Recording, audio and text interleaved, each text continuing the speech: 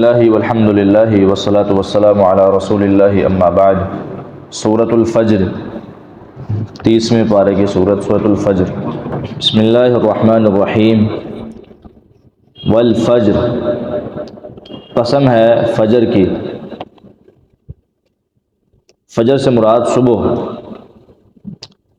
اللہ تعالیٰ نے ایک اور جگہ پہ یعنی سورۃ تکویر میں بھی یہ قسم کھائی ہے اور کہا ہے والصبح اذا تنفس، صبح کی قسم جب وہ سانس لے، یعنی جب وہ صحیح طرح واضح ہو جائے اس وقت صبح کی قسم، یعنی اللہ تعالیٰ نے صبح کے وقت کی قسم کھائی۔ ولیال عشر، اور 10 راتوں کی قسم، فجر کی قسم اور 10 راتوں کی قسم۔ یہ 10 راتیں کون سی مراد ہیں؟ ان مفسرین نے کہا کہ جو ذوالحجہ کے پہلے 10 ایام ہیں نا، ان کی 10 راتیں اللہ تعالیٰ نے ان کی قسم اٹھائی۔ ذوالحجہ کے پہلے جو 10 ایام ہیں آنے والے ہیں، شوال کے بعد ذوالقعدہ، ذوالقعدہ کے بعد ذوالحجہ، جو حج والا مہینہ ہے، اس کے پہلے 10 ایام کی بڑی فضیلت احادیث میں بھی بیان ہوئی ہے، قرآن میں بھی بیان ہوئی۔ یہ ولیال عشر کے تحت کہ 10 راتوں کی قسم اللہ تعالیٰ نے قسم کھا لی، یعنی ان راتوں کی کتنی فضیلت ہوگی کہ جس کی اللہ تعالیٰ نے قسم کھائی۔ اور احادیث میں رمضان المبارک کے بعد سب سے زیادہ فضیلت والے ایام اور راتیں جو ہیں وہ ذوالحجہ کے پہلے 10 ایام۔ نبی صلی اللہ علیہ وسلم ان تمام 10 دنوں کے روزے رکھا کرتے تھے، پورے 10 دن، ٹھیک ہے، یعنی پہلے 9 دن، 10ویں دن تو عید ہوتی ہے نا، پہلے 9 دن نبی صلی اللہ علیہ وسلم لگاتار ایک بھی روزہ نہیں چھوڑتے تھے۔ اور ان پورے 9 دنوں کے اندر نبی صلی اللہ علیہ وسلم باقاعدہ صحابہ کرام کو کہا کرتے تھے کہ ان 9 دنوں میں کثرت سے تسبیحات، ذکر و اذکار، اللہ تعالیٰ کی تکبیرات بیان کرو۔ اور باقاعدہ صحابہ کرام بازاروں میں جایا کرتے تھے، بازاروں میں جا کے اونچی اونچی آواز سے تکبیرات کا اہتمام کرتے تھے، اللہ اکبر اللہ اکبر، لا الہ الا اللہ واللہ اکبر اللہ اکبر وللہ الحمد، ان تکبیرات کا اہتمام کرتے، اور پھر تسبیحات کا، لا الہ الا اللہ سبحان اللہ والحمد للہ ولا الہ الا اللہ واللہ اکبر، ان تمام ذکر و اذکار کا اہتمام ان دنوں میں کیا کرتے تھے، یعنی ان دنوں کی بڑی فضیلت ثابت ہے۔ تو اللہ تعالیٰ نے ان دنوں کی جو راتیں ہیں ان کی قسم اٹھائی، کہا ولیال عشر، 10 راتوں کی قسم، والشفع والوتر، اور جفت اور طاق کی قسم، والوتر بھی، اور ایک دوسری قرات میں والوتر بھی آتا ہے۔ وطر ہمارے ہاں نام بھی ہے نا نماز وطر، اس کو وطر کیوں کہتے ہیں؟ کیونکہ وہ طاق ہے، ایک ہے، یعنی اگر ہم وطر زیادہ بھی پڑھیں گے نا تو 3 پڑھیں گے یا 5 پڑھیں گے یا 7 پڑھیں گے یا 9 پڑھیں گے، تو یعنی ہے طاق ہی۔ طاق عدد ہوتا ہے، ایک ہوتا ہے جفت عدد، ایک ہوتا ہے طاق عدد۔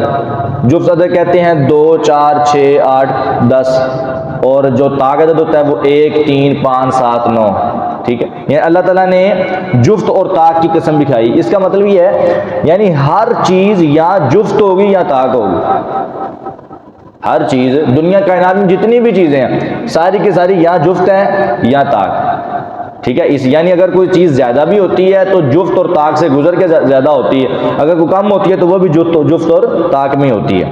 تو اللہ تعالیٰ نے اس لیے اس کی قسم کھائی، یعنی پوری چیزوں کی قسم ہو گئی۔ پھر واللیل اذا یسر، اور رات کی قسم جب وہ چلتی ہے، ٹھیک ہے۔ یعنی پہلے تو اللہ تعالیٰ نے وہ ان 10 راتوں کی قسم کھائی، اب مطلق ہر رات کی قسم کھائی، یعنی رخصت ہوتی ہوئی رات قیامت قائم ہونے کی بہت بڑی دلیل ہے کہ رات کی قسم حل فی ذالک قسم لذی حجر، یقیناً اس میں، حل فی ذالک، یقیناً اس میں، قسم بڑی قسم ہے، لذی حجر عقل والوں کے لیے، عقل والوں کے لیے اس میں بڑی قسم ہے۔ یعنی آگے جو اللہ تعالیٰ چیزیں بیان کر رہے ہیں نا، اللہ تعالیٰ نے کہا کہ عقل والوں کے لیے اس میں بہت بڑی قسم ہے، یعنی اگر کوئی انسان سمجھنا چاہے نا تو اس کو بات سمجھ آ سکتی ہے کہ اللہ تعالیٰ نے کتنی بڑی قسم کھائی۔ عام بندے کو نہیں، جس کو جو سمجھنا چاہتا ہے اس کو پتہ چل جائے گا کہ آگے جتنی بھی قوموں کے واقعات بیان ہوئے نا، آگے عاد کا، قوم فرعون، قوم عاد، قوم سمود، یہ سارے واقعات اللہ تعالیٰ نے بیان کیے ہیں، اور اس کا مقصد یعنی لوگوں کے لیے عبرت، لوگوں کو پتہ چلے کہ ان لوگوں کے ساتھ اللہ تعالیٰ نے کیا کیا اور ان کے گناہ کیا تھے، کس وجہ سے کیا، یہ کیا کیا کرتے رہے، اور اب تم نے ان کے ان گناہوں سے باز رہنا ہے، جو جو وہ کرتے رہے تم نے وہ نہیں کرنا، ورنہ تمہارے ساتھ بھی یہ ہو سکتا ہے۔ یعنی اللہ تعالیٰ نے کہا کہ عقل والوں کے لیے اس میں بہت بڑی قسم ہے، دوسرے لوگ اس کو نہیں سمجھ سکتے۔ الم تر کیف فعل ربک بعاد، الم کیا نہیں، تارا آپ نے دیکھا، کیف کیسے، فعل کیا، ربک تیرے رب نے، بعاد عاد کے ساتھ، کیا آپ نے دیکھا نہیں کہ آپ کے رب نے قوم عاد کے ساتھ کیا کیا تھا؟ یعنی اللہ تعالیٰ نے ان کے سارے واقعات قرآن کریم میں بیان کیے نا، قوم عاد پر کتنا بڑا عذاب آیا، اور حتیٰ کہ یہاں تک آتا ہے کہ اللہ تعالیٰ نے ان پر عذاب کی ایسی شکل بنائی تھی کہ ان کو عذاب کے آنے تک یہ نہیں پتہ چلا تھا کہ ہم پر عذاب آنے والا ہے، اتنے بے فکر اور غافل تھے۔ عذاب اس طرح آیا ہے کہ ان پر بادل آئے ہیں، اور بڑے گھنے بادل آئے ہیں، اور وہ سوچ رہے تھے کہ ہم پر بارش نازل ہونے والی ہے، بڑے خوش تھے سارے، پوری قوم، اور بارش نازل ہونے کے بجائے اللہ تعالیٰ نے ان پر پھر عذاب نازل کیا، اور وہ بڑے غافل تھے، بڑے بے فکر ہو کے کھڑے تھے۔ تو اللہ تعالیٰ نے کہا کہ کیا آپ نے دیکھا نہیں قوم عاد کے ساتھ تمہارے رب نے کیا کیا؟ یعنی جب تم اللہ تعالیٰ کی پکڑ سے، اس کے عذاب سے غافل ہو جاؤ گے نا، پھر اللہ تعالیٰ تمہارے ساتھ کیا کرے گا، تمہیں یہ بات معلوم ہونی چاہیے۔ اللہ تعالیٰ کے عذاب سے، اللہ تعالیٰ کی پکڑ سے کوئی انسان غافل نہ ہو۔ ان بطش ربک لشدید، تیرے رب کی پکڑ بڑی سخت ہے، یعنی اس کے بارے میں انسان کو غافل نہیں ہونا چاہیے۔ ارم ذات العماد، ارم وہ عاد جو، ارم یعنی یہ قبیلے کا نام ہے، قوم عاد کے قبیلے کا نام ارم ہے۔ ذات العماد جو ستونوں والے تھے، یعنی بڑے بڑے ستونوں والے ان کے محال تھے۔ ایک تو مفسرین نے اس کا معنی یہ بیان کیا، دوسرا یہ کیا کہ وہ ان کے قد اتنے بڑے تھے کہ ستون لگتے تھے، اتنے بڑے بڑے قد اللہ تعالیٰ نے ان کو دیے تھے، قد آور لوگ تھے، یعنی یہاں تک کہ بھئی ان کو ستونوں کے ساتھ تشبیہ دی گئی، آپ اندازہ لگائیں کتنے بڑے ہوں گے۔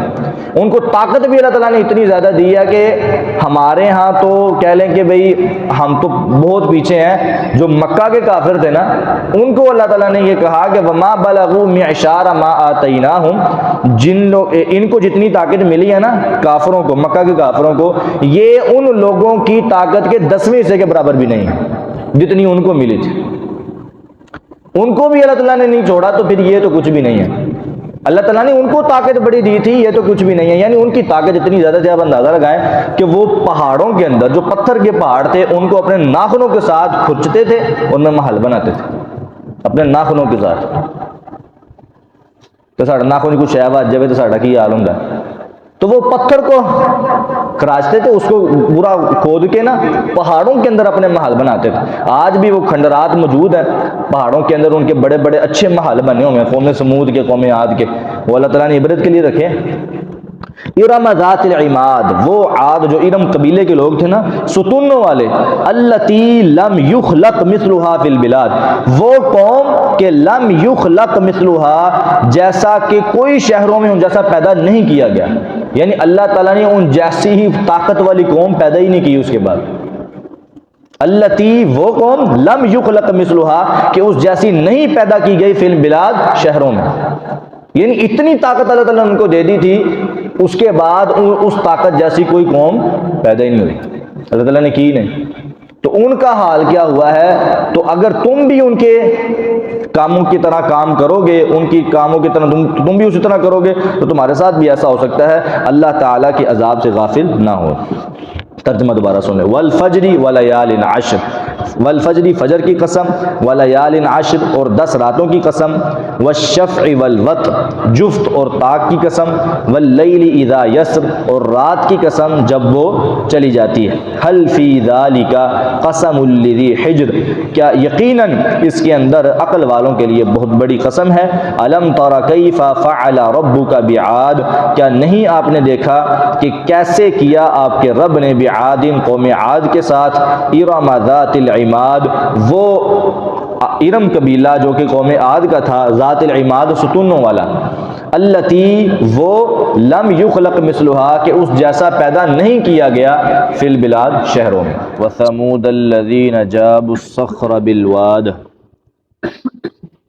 وثمود اور ثمود کے ساتھ، یعنی کیا آپ نے نہیں دیکھا کہ تمہارے رب نے کیا کیا قوم عاد کے ساتھ، وثمود اور قوم ثمود کے ساتھ، یہ پیچھے اس کے ساتھ تعلق ہے، وثمود اور ثمود کے ساتھ، الذین وہ لوگ جنہوں نے جابوا الصخر تراشا، جابو تراشا، الصخر چٹانوں کو، بالواد وادی میں، یعنی جنہوں نے تراشا چٹانوں کو یعنی بڑے بڑے پہاڑوں کو وادی میں، جیسے کل بھی میں نے بتایا تھا کہ یہ پہاڑوں کو تراشا کرتے تھے اپنے ہاتھوں کے ساتھ،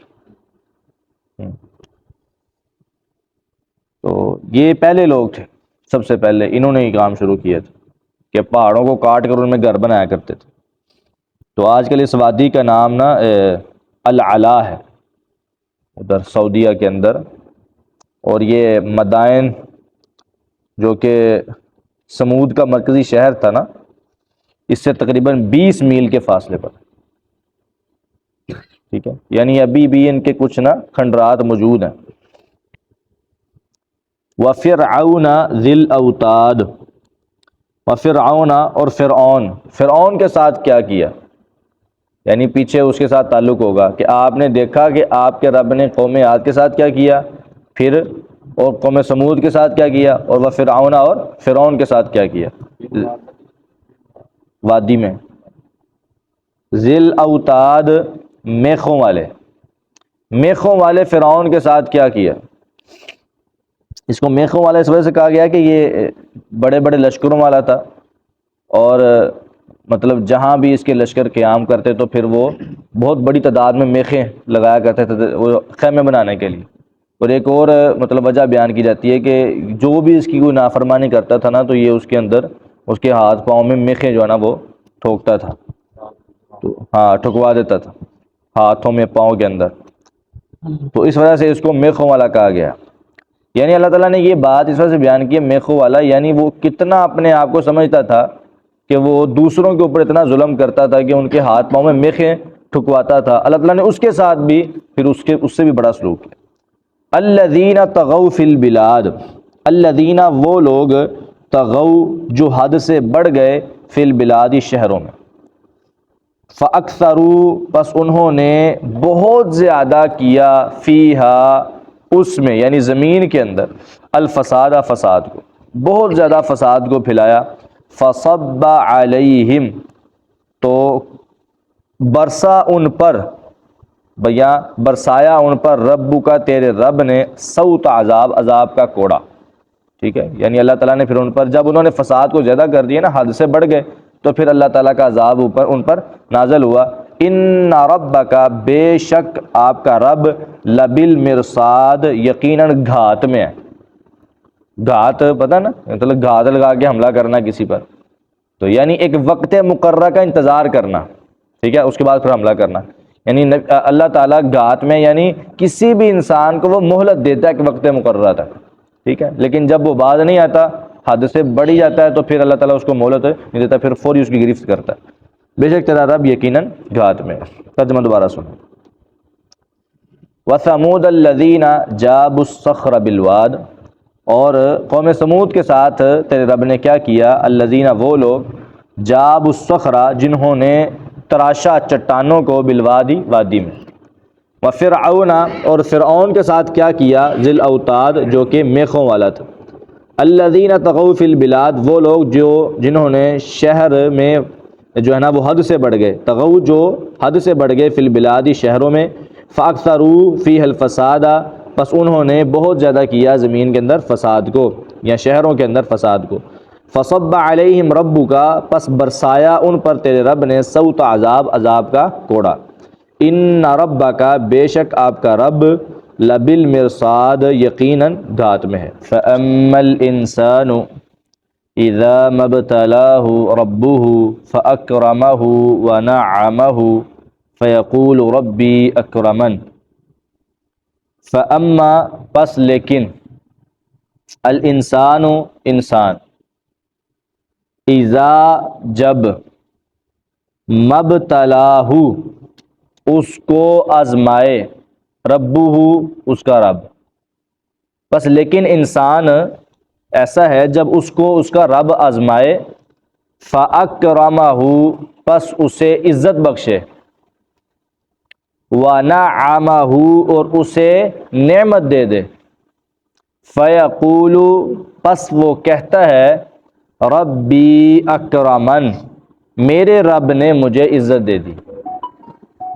یعنی انسان دنیا کے اندر جب اس کو مال ملتا ہے، کوئی نعمت ملتی ہے، عزت ملتی ہے، تو وہ سمجھتا ہے یہ اصل ہے کامیابی، مجھے اللہ تعالیٰ مجھ پر راضی ہے، اللہ تعالیٰ مجھ پر راضی ہے۔ کافر جو ہیں وہ بھی یہی سمجھتے ہیں نا کہ جس انسان کو دنیا میں عزت مل رہی ہے نا، مال مل رہا ہے، وہ اللہ تعالیٰ کے ہاں کیا ہے، وہ پسندیدہ ہے اور اللہ تعالیٰ اس پر راضی ہے۔ تو جو دنیا میں تنگ ہے، ذرا اس کے مالی حالات ذرا کمزور ہیں اور جو ہے نا وہ اس پر زیادہ نعمتیں نہیں ہیں، تو اس پر اللہ تعالیٰ ناراض ہے۔ یہ کافروں کی سوچ۔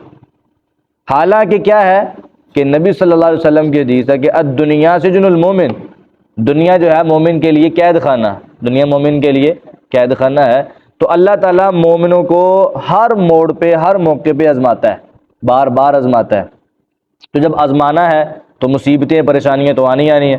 وَلَنَبْلُوَنَّكُمْ بِشَيْءٍ مِّنَ الْخَوْفِ وَالْجُوعِ وَنَقْصٍ مِّنَ الْأَمْوَالِ وَالْأَنفُسِ وَالثَّمَرَاتِ۔ اللہ کہتے ہیں کہ ہم آزماتے ہیں خوف کے ساتھ، بِشَيْءٍ مِّنَ الْخَوْفِ وَالْجُوعِ اور بھوک کے ساتھ، انسان کو بھوکا پیاسا رکھ کے بھی آزماتے ہیں، وَنَقْصٍ مِّنَ الْأَمْوَالِ اور پھر اس کے مالوں میں کمی کر کے اس کو آزماتے ہیں، وَالْأَنفُسِ اور کوئی اس کا عزیز اپنے پاس بلا لیتے ہیں پھر اس کو آزماتے ہیں، والثمرات اور بسا اوقات پھلوں کی کمی ہو جاتی ہے ہم اسے آزماتے ہیں۔ یعنی انسان کو مختلف طریقوں سے اللہ تعالیٰ مومن کو آزماتا ہے۔ تو اللہ تعالیٰ کہتے ہیں وَبَشِّرِ الصَّابِرِينَ، خوشخبری کن کے لیے ہے؟ صبر کرنے والوں کے لیے۔ وہ صبر کرنے والے جو مصیبت کے وقت، پریشانی کے وقت صرف یہ کہتے ہیں الَّذِينَ إِذَا أَصَابَتْهُمْ مُصِيبَةٌ قَالُوا إِنَّا لِلَّهِ وَإِنَّا إِلَيْهِ راجعون، جو اللہ کی رضا پہ راضی رہتے ہیں اور یہ جملہ کہتے ہیں کہ إِنَّا لِلَّهِ وَإِنَّا إِلَيْهِ راجعون۔ اس کا معنی کیا ہے؟ بے شک ہم بھی سارے اللہ تعالیٰ کی ملکیت ہیں اور ہم بھی اسی کے پاس ہی جانے والے ہیں۔ یہ اِنَّا لِلَّهِ وَإِنَّا إِلَيْهِ راجعون کا مطلب کیا ہے کہ بے شک ہم بھی سارے اللہ کی ملکیت ہے اور ہم نے بھی اسی کے پاس جانا ہے۔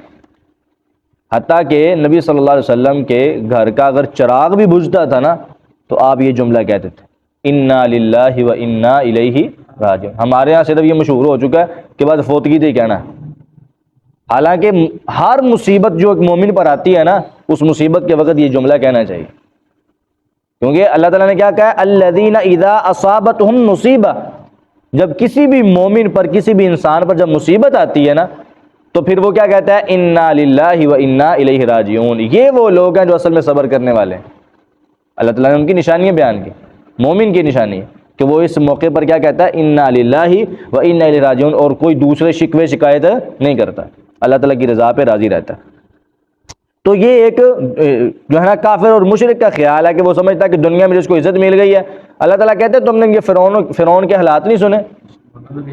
ہاں جی، مسلمانوں کا بھی بسا اوقات یہ خیال ہو جاتا ہے کہ اللہ تعالیٰ نے کہا کہ تم نے فرعون کے حالات نہیں سنے، اللہ تعالیٰ نے کتنی عزت دی تھی اس کو، پوری دنیا میں حکومت ہے اور بنی اسرائیل کو اس نے پورا اپنا غلام بنا کے رکھا ہوا ہے، اور اس کے اللہ تعالیٰ نے کتنی عزت دی ہے اسے، مال بھی دیا، بادشاہت بھی دیا، ہر چیز اس کے پاس ہے۔ تو اگر یہ اس کے اللہ تعالیٰ کی اس پر راضی ہونے کی نشانی تھوڑی ہے، اللہ تعالیٰ آزما رہے ہیں اسے، بسا اوقات اللہ تعالیٰ مال زیادہ دے کے آزماتا ہے، بسا اوقات مال کم کر کے آزماتا ہے، کئی طریقے کا۔ تو وہ سمجھ رہا تھا کہ میرے پاس اتنی بڑی بادشاہت ہے، فرعون یہ سمجھ رہا تھا میرے پاس بادشاہت ہے، لوگ میرے متحد ہیں، میں عزت دار ہوں، اس لیے میں ہی رب ہوں، ٹھیک ہے، یعنی وہ اپنے آپ کو رب بنا بیٹھا، نعوذ باللہ۔ وَأَمَّا إِذَا مَبْتَلَاهُ، اور لیکن وہ شخص، اذا جب، مبتلاہ جب اس کو اس کا رب آزماتا ہے، فقدر علیہ رزقہ، وہ وہی شخص جس پر اللہ تعالیٰ نے نعمتیں نازل کی تھیں تو وہ کہتا تھا مجھے اللہ تعالیٰ نے عزت دے دی ہے، اس پر جب اللہ تعالیٰ دوسری ایک آزمائش ڈالتا ہے کہ اس کا رزق تنگ کر لیتا ہے، فقدر پس تنگ کر دیتا ہے علیہ اس پر رزقہ ہو اس کا رزق. جب رزق تنگ کرتا ہے فیقول ربی اہانن. اب اس وقت بھی شکر کرنے کی بجائے کیا کہتا ہے؟ فیقول کہتا ہے ربی میرے رب نے اہانن مجھے ذلیل کر دیا. ٹھیک ہے، یعنی اس وقت کیا کہتا ہے؟ ہوں تے بس لگتا ہے میرا رب میرے تے ناراض ہو گیا، میرے رب نے مجھے ذلیل کرتا ہے، ایسے کر دیا. حالانکہ اس وقت بھی یہ کہنا چاہیے الحمدللہ علی کل حال، اللہ تعالیٰ نے جس حال میں مجھے رکھا ہے اللہ کا شکر ہے. یعنی دونوں حالتوں میں اللہ کا شکر ادا کریں نا، پھر مومن کا پتہ چلتا ہے، صابرین کا پتہ چلتا ہے. یہ نہیں کہ بھائی فراوانی ملی تو اللہ تعالیٰ لاکھ لاکھ شکر ہے، جو رزق تانگ ہو گئے تھے اللہ نے میں ہی لبا سا، نعوذ باللہ من ذالک. کئی ایسے جملے بولے جاتے ہیں، اس وقت اللہ تعالیٰ کی شکوے شکایت شروع ہو جاتے ہیں. کلا ہرگز نہیں، ایسا نہیں ہے. بل لا تکرمون الیتیم، بلکہ تم یتیم کی عزت نہیں کرتے. اللہ تعالیٰ نے کہا کہ بھائی صرف تمہاری وجہ سے تمہارا مال تنگ نہیں کیا گیا، مطلب یہ نہیں کہ اللہ تعالیٰ نے تمہیں ذلیل کر دیا، بلکہ کس وجہ سے تمہارا مال تنگ کیا گیا کہ تم یتیم کی عزت نہیں کرتے. تھوڑی سی تجھے عزت مل گئی نا، تھوڑی سی تمہارے پاس مال آ گیا تو تم یتیم کو کچھ سمجھتے ہی نہیں، غریب کو کچھ نہیں سمجھتے. تم اپنی جناب موج میں رہتے، مستی میں رہتے ہو کہ بس میں ہی ہوں اور کوئی ہے ہی نہیں. بل لا تکرمون الیتیم، تمہارا مال اس وجہ سے تنگ کیا گیا ہے کہ تم یتیم کو کچھ نہیں سمجھتے، یتیم کی عزت نہیں کرتے.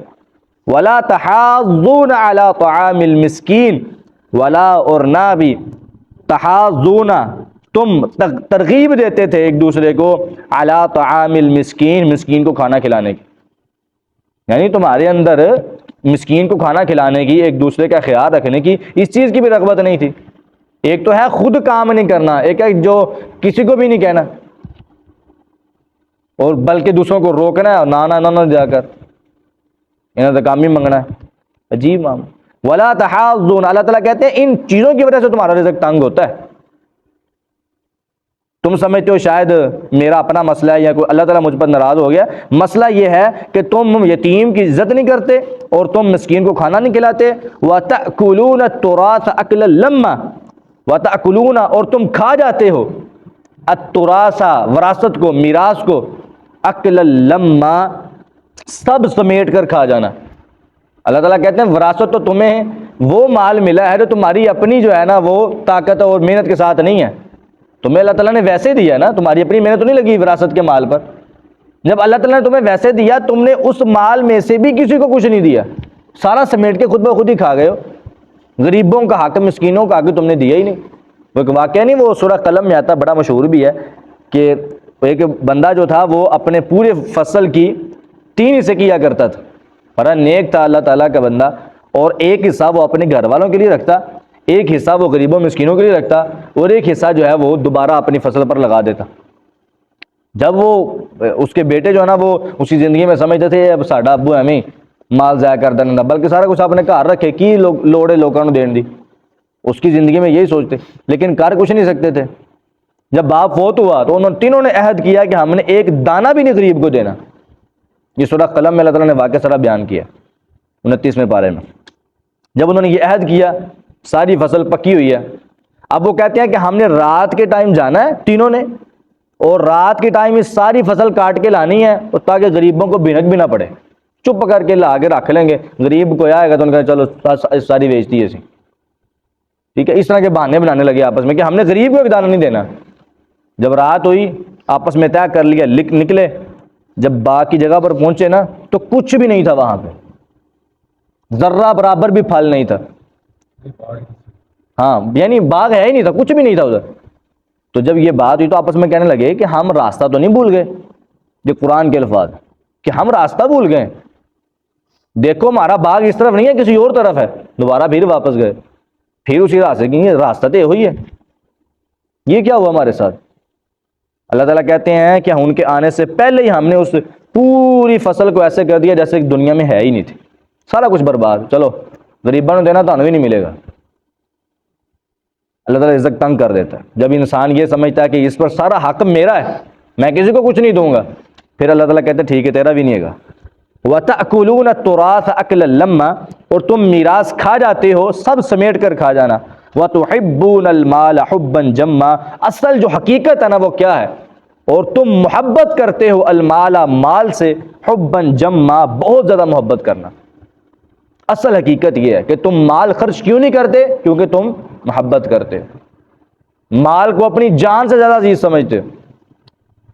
ایسا حقیقت ہے ہمارے معاشرے میں، مال کو اپنی جان سے بھی زیادہ عزیز سمجھا جاتا ہے، جان دی پرواہ بھی نہیں کی جائے۔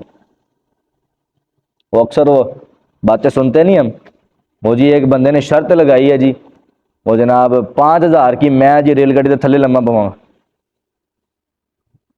لین گڈی دے تھلے ٹرین دے تھلے لمبے پواں گا، صحیح سلامت بچ کے 5000 دیو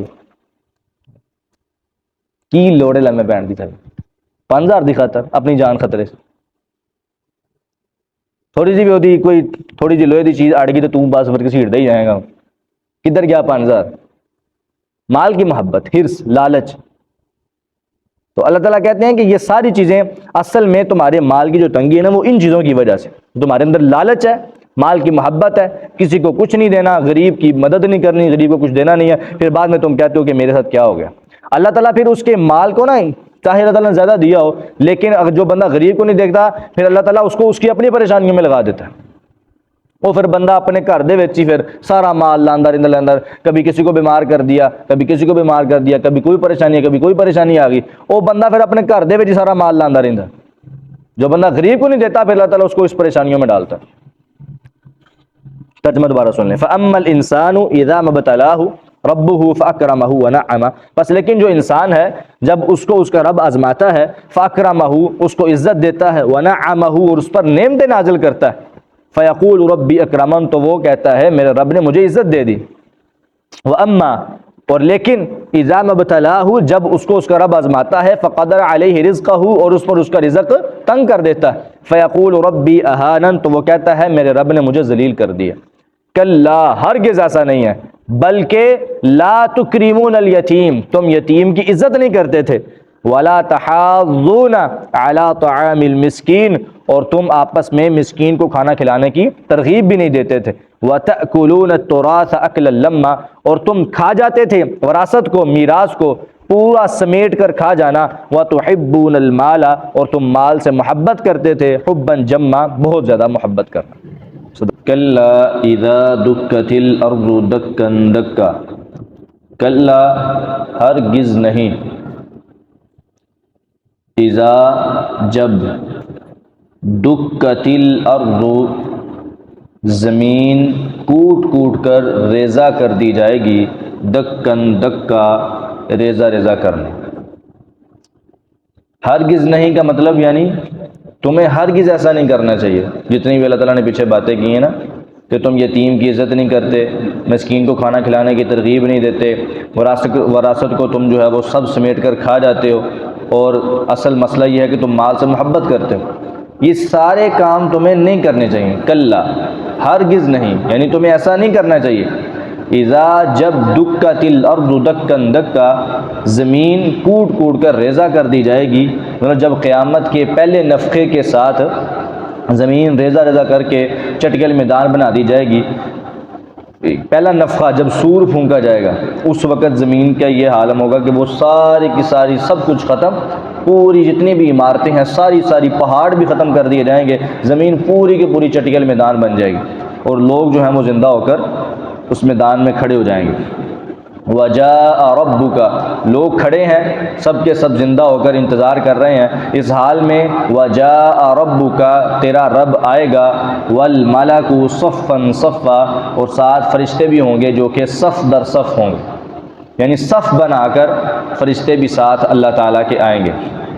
اب اللہ تعالیٰ اس مقام پر تشریف لائیں گے۔ یہاں پہ کچھ لوگوں نے غلط معنی کیے اور کچھ لوگوں نے یہ کہا کہ اللہ تعالیٰ کے آنے کا مطلب ہے اللہ کا حکم آئے گا۔ بعض کہتے ہیں نہیں اس کا یہ مطلب نہیں ہے، اگر ہم یہ معنی کریں نا کہ اللہ کا حکم آئے گا تو پھر یہ اللہ تعالیٰ پہلے وہاں پہ نہیں تھا بعد میں آئے گا، یا اللہ تعالیٰ عرش چھوڑ کر آئے گا، یہ ساری باتیں جب اللہ تعالیٰ نے کہہ دیا کہ اللہ تعالیٰ آئے گا تو ہمارا ایمان ہے اللہ آئے گا، اس کے بعد دوسری بات کرنے کی ضرورت نہیں۔ جب اللہ تعالیٰ نے یہ کہیں کہ اللہ کا حکم آئے گا تب ہم یہ مانیں گے کہ اللہ کا حکم آئے گا، لیکن یہاں پہ اللہ نے حکم کا نام لیا نہیں۔ اللہ تعالیٰ نے کہا کہ اللہ آئے گا تو آئے گا۔ اب اس سے یہ بات ثابت کرنا کہ نعوذ باللہ اللہ عرش پر نہیں رہے گا، اللہ تعالیٰ عرش پر بھی ہوگا اور وہاں بھی آئے گا، جیسے اس کی شان کے لائے گا ویسے ہوگا، ٹھیک ہے۔ کچھ لوگ کہتے ہیں کہ دیکھیں جی ایک چیز اگر وہاں پہ ہے تو یہاں پہ نہیں ہے، تو پھر اللہ تعالیٰ جب ادھر لوگوں کے پاس آئے گا تو پھر عرش پر کیسے ہوگا؟ تو ہم اللہ تعالیٰ کو نعوذ باللہ مخلوق کے مطابق سمجھنے لگ جاتے ہیں۔ اللہ تعالیٰ کو مخلوق کے مطابق تو نہیں سمجھ، اللہ تعالیٰ تو ذات ہی ایسی ہے جو کہ تمام چیزوں سے بلند اور سب سے بڑی ذات ہے۔ اللہ اکبر ہم لفظ بولتے ہیں، اللہ اکبر کا معنی کیا ہے؟ کہ اللہ ہر چیز سے بڑا ہے، اللہ ہر چیز سے بڑا ہے، یعنی جتنی بھی مخلوقات ہیں، جتنی بھی چیزیں ہیں دنیا کائنات میں، زمین و آسمان میں، ہر چیز سے اللہ بڑا ہے۔ تو اللہ تعالیٰ کی مثال وہ بھی سب سے بلند ہے، وَلِلَّهِ الْمَثَلُ الْأَعْلَى۔ دنیا کے ساتھ، دنیا کی مخلوق کے ساتھ اللہ تعالیٰ کی مثال نہیں دی جا سکتی۔ ویسے تو مخلوقات میں بھی کئی چیزیں ایسے ہیں کہ جو مطلب بغیر تعلق کے بھی ہر جگہ موجود ہیں۔ مطلب مثال کے طور پر چاند ہے نا، چاند کو ہم یہاں بھی دیکھ سکتے ہیں، اگر کوئی مغل پورے ہے تو وہاں بھی دیکھ رہا ہے، چاند ایک ہی جگہ پہ ہے۔ اگر کوئی جناب راوی کے پاس ہے وہاں بھی دیکھ رہا ہے، اگر کوئی شیخو پورے ہے تو وہاں بھی دیکھ رہا ہے، چاند ایک ہی جگہ پہ ہے۔ اب چاند شیخو پورے میں بھی ہے، گجرانوالے میں بھی ہے، لاہور میں بھی ہے، چاند ایک ہی جگہ پہ ہے۔ تو اب ہم کہتے ہیں جب انسان چلتا ہے تو کہتا ہے یار چاند میرے ساتھ ہے، چاند میرے ساتھ چلتا ہے۔ سورج کا بھی یہی کہتے ہیں نا، یا سورج ہمارے چاند ہمارے ساتھ ساتھ چل رہا ہے، حالانکہ ساتھ ساتھ نہیں ہوتا یہ۔ حالانکہ یہ اللہ تعالیٰ کی مخلوق کے اندر یہ چیزیں ہیں کہ لاہور میں ہونے کے باوجود بھی گجرانوالے میں بھی ہے، گجرانوالہ میں ہونے کے باوجود شیخو پورہ میں بھی ہے۔ یہ مخلوق کے اندر مثالیں ہیں، تو اللہ تعالیٰ تو خالق ہے، خالق کی تو مثال ہی نہیں دی جا سکتی، وہ تو سب سے اعلیٰ مثال والا ہے۔ سمجھے نا بات کو؟ یعنی اللہ تعالیٰ کے بارے میں یہ کہنا کہ وہ وہاں ہوگا تو یہاں نہیں ہوگا، یہ باتیں بالکل غلط۔ اللہ تعالیٰ کی جیسی شان کے لائق ہے وہ ہوگا۔ اللہ تعالیٰ نے کہا ہے کہ قیامت والے دن تیرا رب لوگوں کے پاس آئے گا، تو ہمارا ایمان ہے آئے گا۔ وہ کیسے آئے گا؟ جیسے اس کی شان کے لائق، ہم اس کی تمثیل بیان نہیں کر سکتے۔ وَجَاءَ رَبُّكَ، اور تیرا رب آئے گا، وَالْمَلَكُ صَفًّا صَفًّا، اور فرشتے بھی آئیں گے صف در صف۔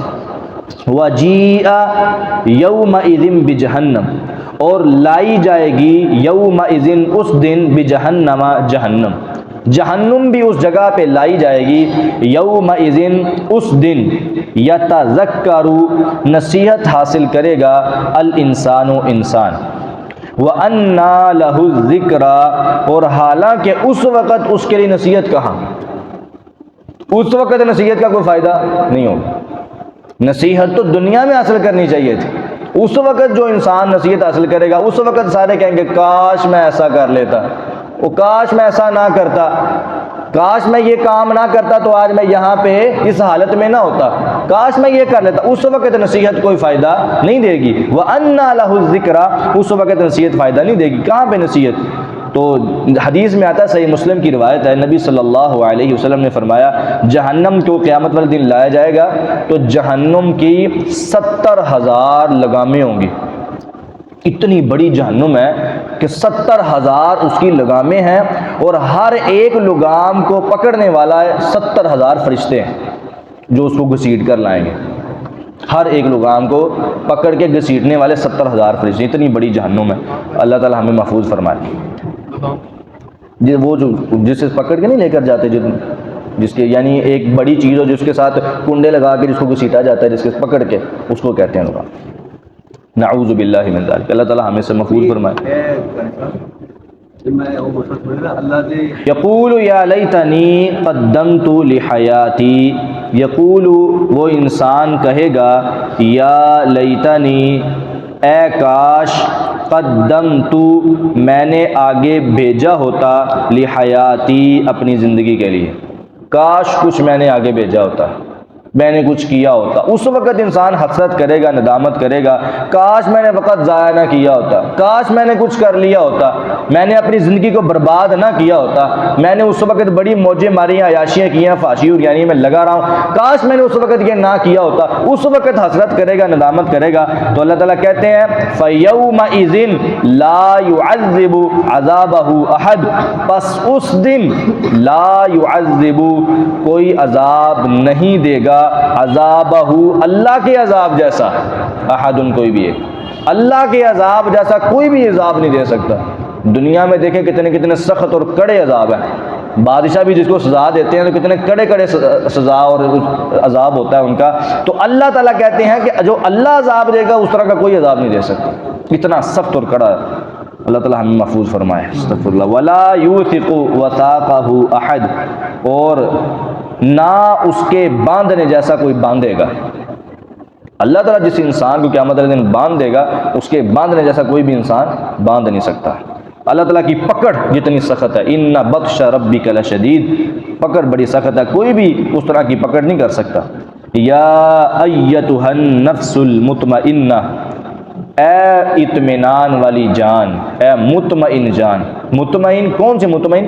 ایسی مطمئن جان جو کہ اللہ اور اس کے رسول کے احکامات پر مطمئن ہے کہ یہ واقعتاً حق اور سچ ہے، حدیث آ جائے، قرآن آ جائے، مطمئن ہو کے ماننا ہے کہ یہ واقعتاً اللہ اور اس کے رسول کی بات ہے اور سچ ہے، اس پر اطمینان رکھنے والی، حق بات کو دل سے تسلیم کرنے والی جان جو ہوگی، اس کو کہا جائے گا ارجعی الی ربکی، تو چل اپنے رب کی طرف، ارجعی لوٹ، الی ربکی اپنے رب کی طرف، راضیتن مرضیتن، اس حال میں کہ تو راضی ہے، مرضیتن اور تو راضی ہوا گیا ہے، یعنی تجھ پر بھی راضی ہوا گیا ہے اور تو بھی اپنے اللہ سے راضی، یعنی اللہ تعالیٰ تجھ پہ راضی، تو اپنے اللہ پہ راضی۔ جو انسان دنیا میں اطمینان کی زندگی گزارتا ہے، مطمئن ہو کے زندگی گزارتا ہے اور اللہ کے رسول کے احکامات پر عمل کرتا ہے، اس کو کہا جائے گا کہ آج تو اپنے اللہ پہ راضی اور تیرا اللہ تجھ پہ راضی۔ فادخلی فی عبادی، پس تم میرے خاص بندوں میں شامل ہو جا، فادخلی، پس تو داخل ہو جا، فی عبادی میرے خاص بندوں میں، وادخلی اور تو داخل ہو جا، جنتی میری جنت۔ اللہم اجعلنا منہم، اللہ تعالیٰ ہمیں ان لوگوں میں شامل فرمائے۔ ترجمہ دوبارہ سن لیں۔ کلا، ہرگز نہیں، اذا جب، دکت الارض، دکن دکا، زمین کو کوٹ کوٹ کر ریزہ کر دیا جائے گا، وجاء ربک، اور تیرا رب آئے گا، والملک صفا صفا، اور فرشتے بھی آئیں گے صف در صف، وجیء یومئذ بجہنم، اور اس دن جہنم کو لایا جائے گا، یومئذ اس دن، یتذکر الانسان، انسان نصیحت حاصل کرے گا، وَأَنَّا لَهُ الذِّكْرَى، اور اس وقت اس کے لیے نصیحت کہاں، یقول، وہ کہے گا، یا لیتنی، اے کاش، قدمت، میں نے آگے بھیجا ہوتا، لحیاتی، اپنی زندگی کے لیے، فیومئذ، پس اس دن، لا یعذب، نہیں عذاب دے گا، عذابہ احد، اس کے عذاب جیسا کوئی بھی، ولا یوثق، اور وثاقہ احد، اور نہ اس کے باندھنے جیسا کوئی باندھے گا۔ یا ایتھا النفس المطمئنہ، اے اطمینان والی جان، ارجعی، تو لوٹ جا، الی ربکی، اپنے رب کی طرف، راضیتن، اس حال میں کہ تو راضی ہے، مرضیتن، پسند کی ہوئی ہے، یعنی تجھ پر بھی راضی ہوا گیا ہے۔ فادخلی فی عبادی، پس میرے خاص بندوں میں داخل ہو جا، وادخلی جنتی، اور میری جنت میں داخل ہو جا۔ اللہم انا نسألک الجنة الفردوس، اللہم انا نسألک الجنة الفردوس، اللہم انا نسألک الجنة الفردوس۔